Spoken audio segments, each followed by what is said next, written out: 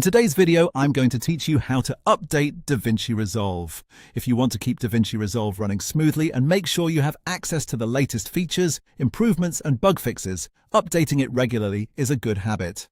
The process is very simple, and in most cases, it only takes a moment to check whether a new version is available. To begin, open DaVinci Resolve and look to the top left corner of your screen. In the menu bar, click on DaVinci Resolve.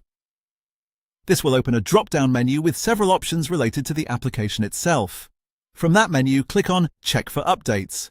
Once you select it, DaVinci Resolve will take a moment to connect and see whether your current version is the latest one available. Depending on your internet speed and system, this may take just a few seconds, so give it a moment to finish. After that, the program will let you know one of two things. It will either tell you that your software is already up to date, which means you don't need to do anything else, or it will inform you that an update is available.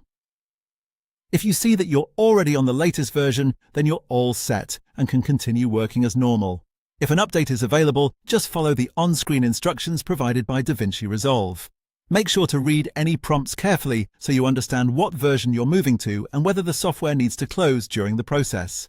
It's also a smart idea to save any current work before installing an update, just to avoid losing progress if the application needs to restart. And that's really all there is to it. To quickly review, you go to the top left, click DaVinci Resolve, choose Check for Updates, and then wait for the software to tell you whether you need an update or if everything is already current.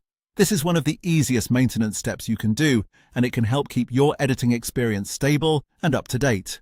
If you're planning to use new tools or want the best overall performance, checking for updates once in a while is definitely worth doing. That's the full process for updating DaVinci Resolve.